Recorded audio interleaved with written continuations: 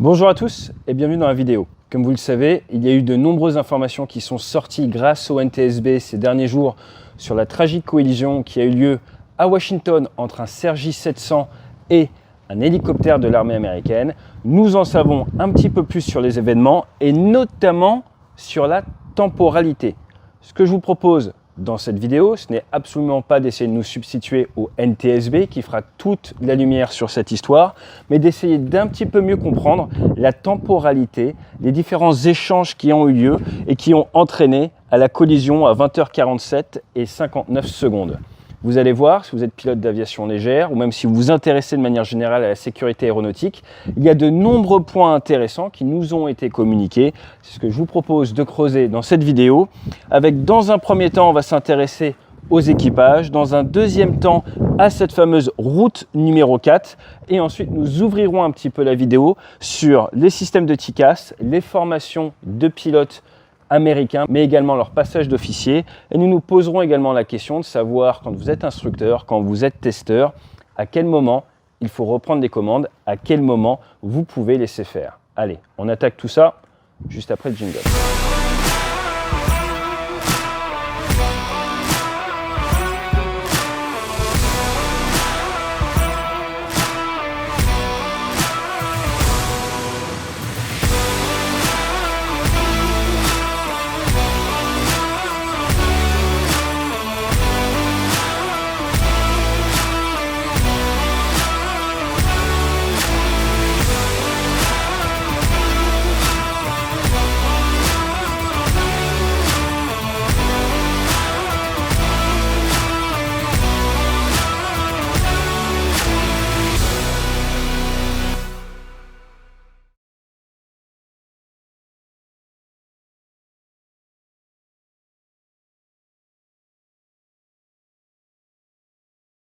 Ce que nous savons à l'heure actuelle, c'est que l'équipage du Sergi avait un commandant de bord qui avait 6 années d'ancienneté dans l'entreprise et un copilote 2 ans, ce qui est absolument classique et j'ai même envie de vous dire expérimenté à l'heure actuelle pour les régionales américaines.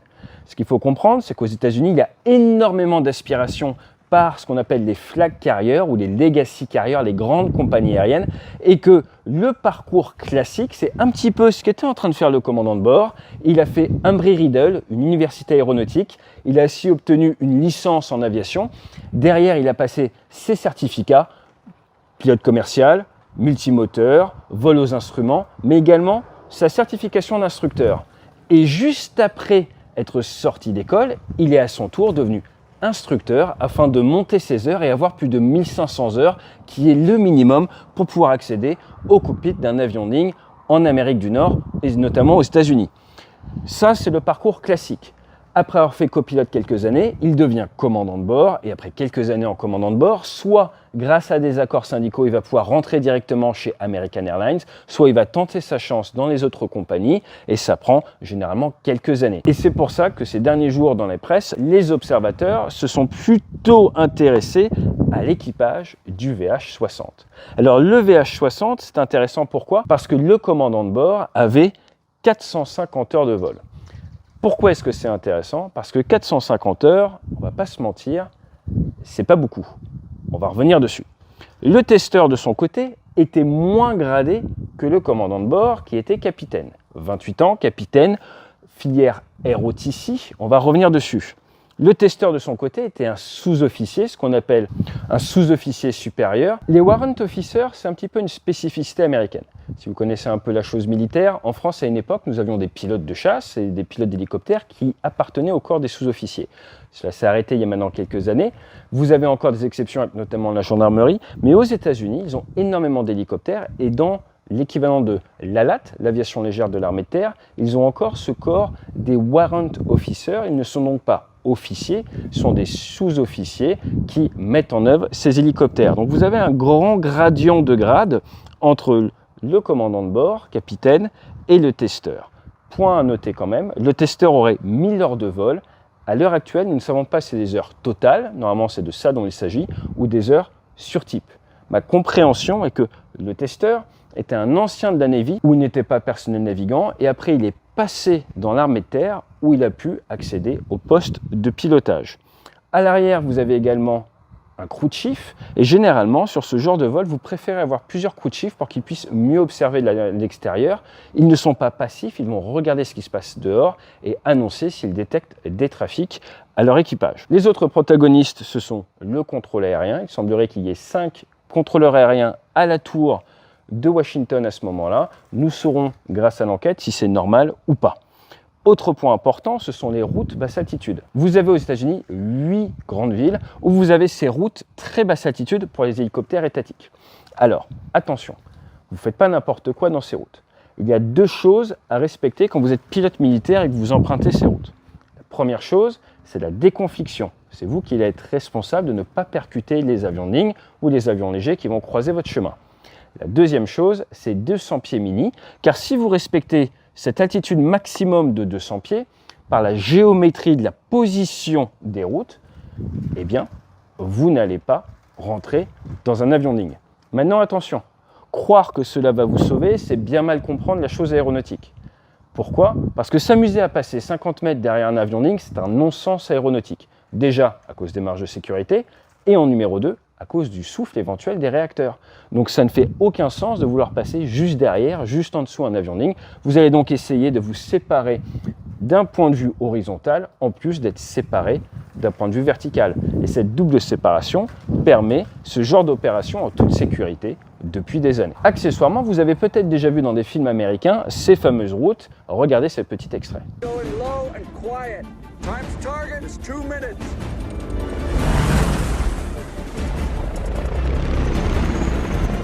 Alors maintenant qu'on a présenté un petit peu tout ça, je vous propose de revenir sur la temporalité telle qu'elle nous a été communiquée par le NTSB.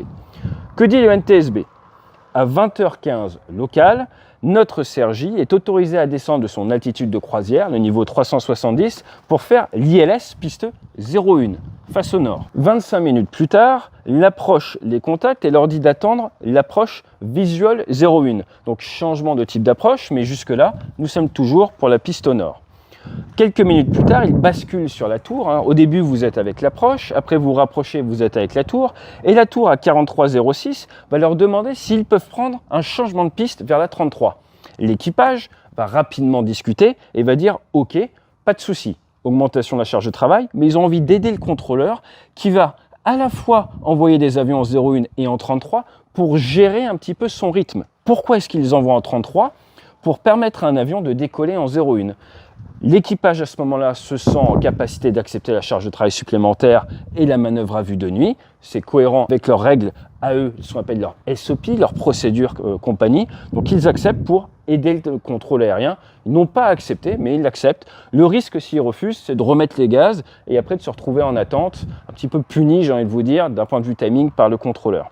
Mais encore une fois, c'est une décision souveraine de la part de l'équipage et c'est absolument cohérent au vu des informations qu'on a. À 45 minutes 27, il désenclenche le pilote automatique. On ne sait pas encore si c'était le commandant de bord ou le copilote qui pilotait l'avion. Et à ce moment-là, on apprend également qu'à 46,01, le contrôle aérien, qui a conscience qu'il a un hélicoptère dans la zone qui va être facteur avec son Sergi, fait une annonce vers l'hélicoptère. Et là, c'est important. Rappelez-vous ce qu'on a dit sur la route 4.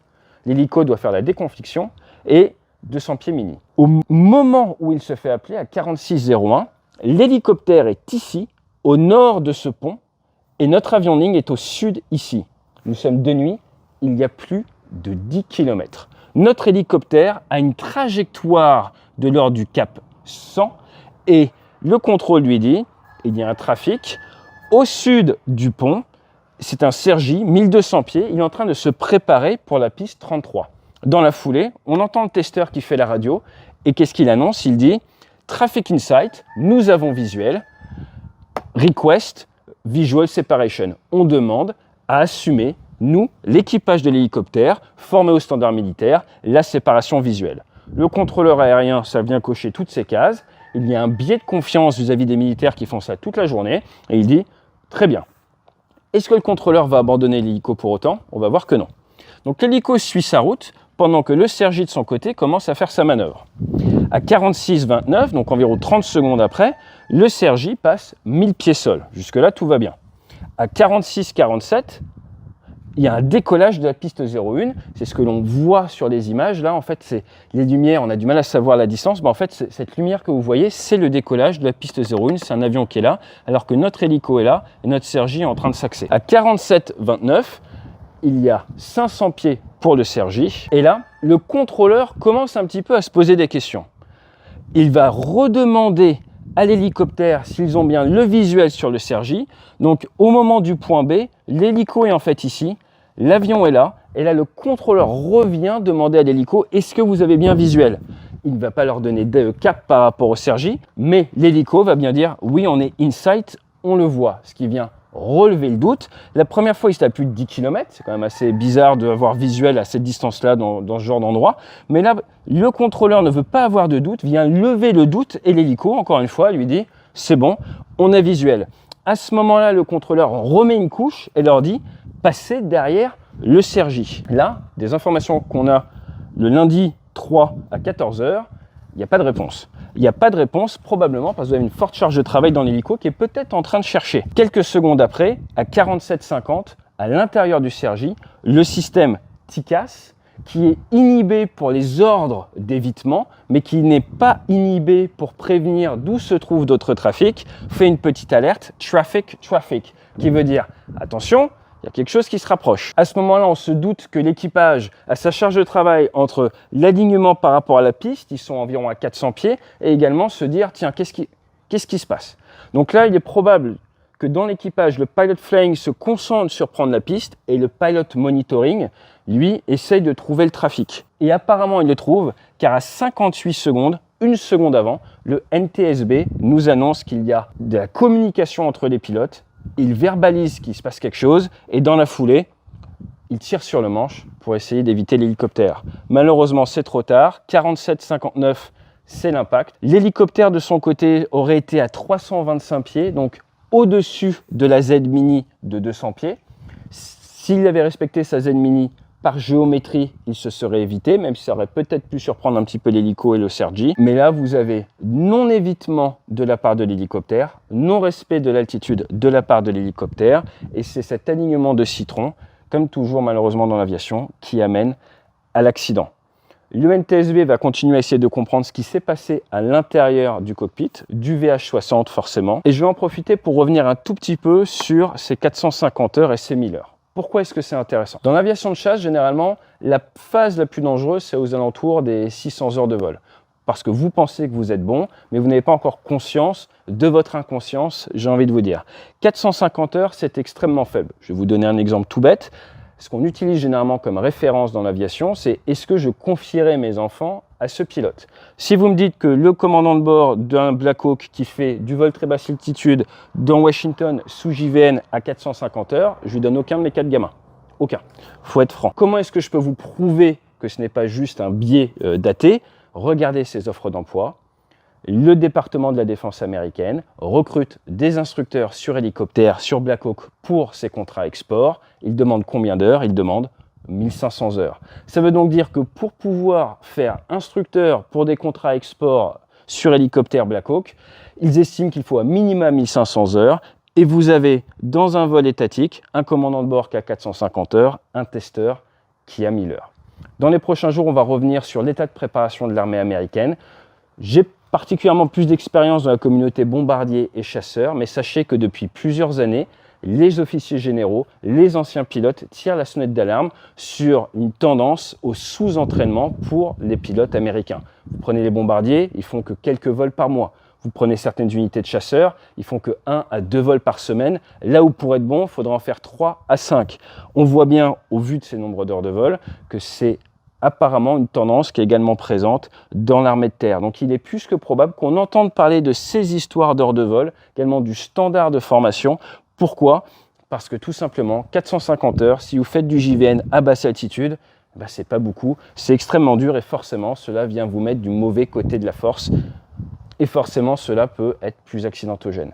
Maintenant attention, on a tous déjà été jeune pilote. Si vous êtes pilote professionnel, rappelez-vous votre niveau à 450 heures. Ce n'est absolument en rien la faute de ses membres d'équipage. C'est beaucoup plus au niveau systémique, au niveau du système qui confie des avions à des équipages qui n'ont pas l'entraînement nécessaire. Et je pense plutôt que c'est de ce côté-là que l'armée, mais l'armée américaine de manière générale, va peut-être réfléchir un petit peu aux leçons à tirer de cet accident. Pour revenir sur le ROTC et le GI Bill, petit point intéressant aux États-Unis, pour par exemple devenir officier dans la LAT, officier dans leur équivalent de l'aviation légère armée de terre, mais également officier pilote sur F-18 ou dans l'Air Force, vous avez différents cursus. Vous pouvez aller à l'académie, West Point, Annapolis ou au Colorado pour l'Air Force. C'est une filière, un petit peu comme notre voie royale en France.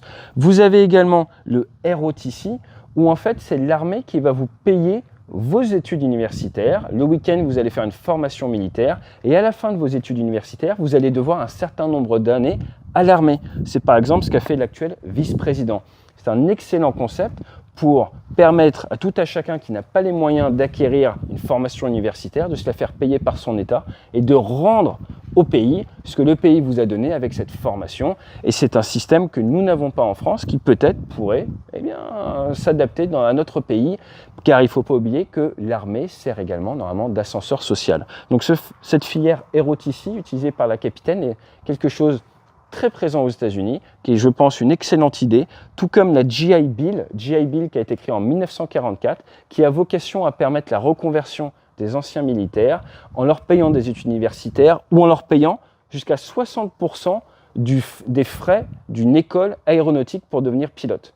Donc ROTC, GI Bill sont des concepts qui permettent à l'armée de profiter d'une population, de leur donner un niveau d'éducation, soit pour après les utiliser pendant une dizaine d'années et rembourser en fait l'investissement, ou alors pour les remercier d'avoir servi leur pays et leur permettre de sortir avec de meilleures billes quand ils rattaquent le monde civil. Ils font également des aides pour les entrepreneurs qui quittent l'armée. Le dernier point qu'on voulait voir, c'est la notion de pédagogie. À quel moment, en tant que testeur, est-ce que vous allez reprendre les commandes? À quel moment il faut laisser faire?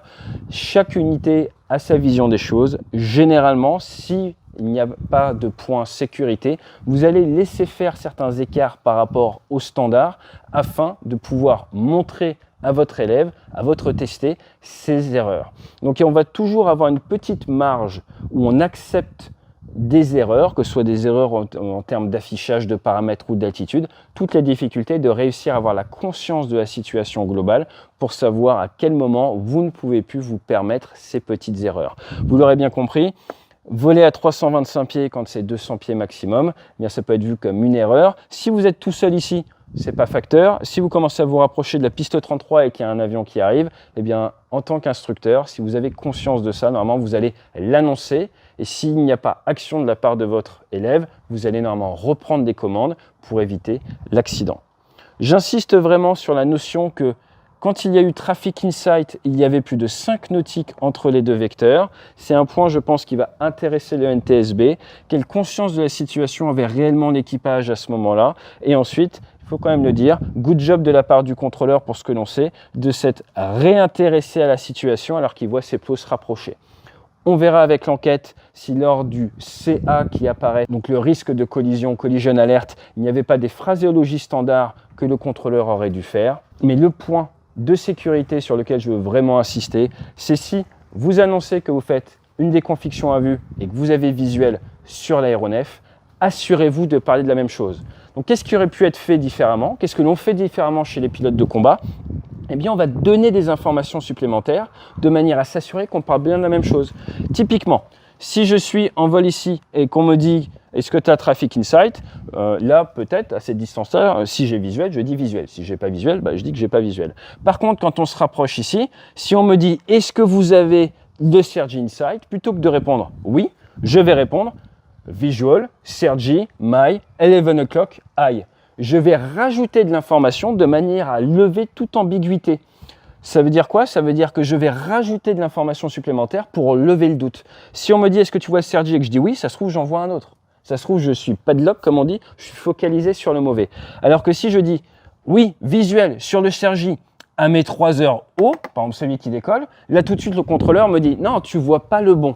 Mais si je ne lui envoie pas des informations supplémentaires, il ne peut pas lever le doute. Donc c'est très important de comprendre dans l'aviation, de manière générale, cette communication sécurisée, ça passe par l'envoi d'informations pour lever le doute. Un exemple que j'aime bien utiliser en conférence, c'est « je loue mon appartement ». Je vais vous dire que je loue mon appartement. Vous me demandez où est-ce que tu le loues? Je le loue dans le centre de Bordeaux. Tu le loues combien? 1 200 €. Ok? Est-ce que tu en es content? Oui, j'en suis content.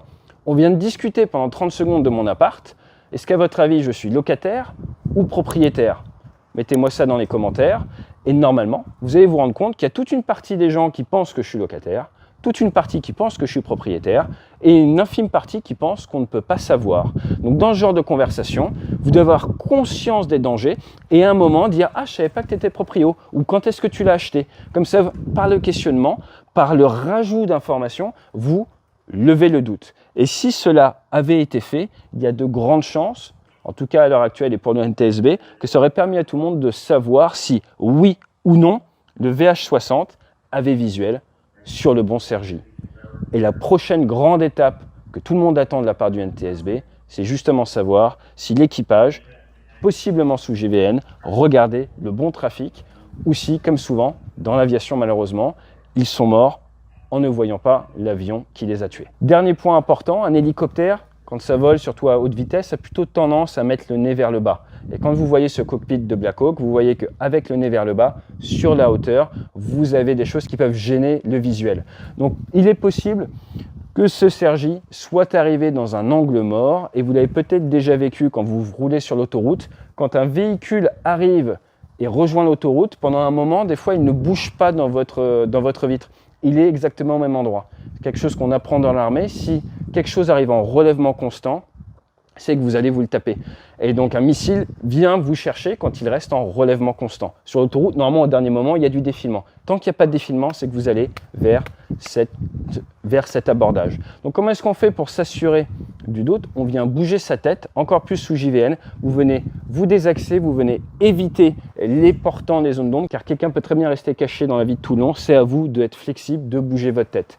Aux États-Unis, on dit « keep your head on a swivel ». C'est vrai, il faut bouger la tête comme ça, mais également le buste pour éviter les angles morts. J'espère que cette petite vidéo vous permettra d'y voir un peu plus clair. Il n'y avait pas eu d'abordage comme ça depuis une quinzaine d'années aux États-Unis. Il y aura des semaines et des semaines de travail pour le NTSB afin d'en tirer toutes les leçons. Mais les Américains n'ont pas traîné, ils en ont tiré la première. Route 1, Route 4, toutes ces routes à Washington sont interdites, sauf en cas de déplacement de Marine One avec le président américain. Et dans ce cas-là, eh bien, c'est un ground stop, aucun décollage, pendant que Marine One avec le président Trump passe dans ce coin-là. Ils ont déjà fait évoluer la procédure. Il y a fort à parier que d'autres procédures vont évoluer et qu'à l'heure actuelle, chez les VH60, il y a ce qu'on appelle un safety stand-down. Tout le monde pose des crayons, réfléchit et se pose des questions. Est-ce qu'il faut qu'on change nos standards? Est-ce qu'il faut qu'on change notre manière de faire? Comme ça, malheureusement, qu'on avance dans l'aviation. La pire chose que l'on puisse faire, c'est ne tirer aucune leçon de cet événement, ce qui reviendrait, d'une certaine manière, à trahir le devoir de mémoire d'accidentologie des personnes qui sont mortes ce jour-là. Je vous dis à très bientôt sur la chaîne, peut-être en conférence, peut-être en workshop avec vos entreprises. À très vite et d'ici là, fly safe.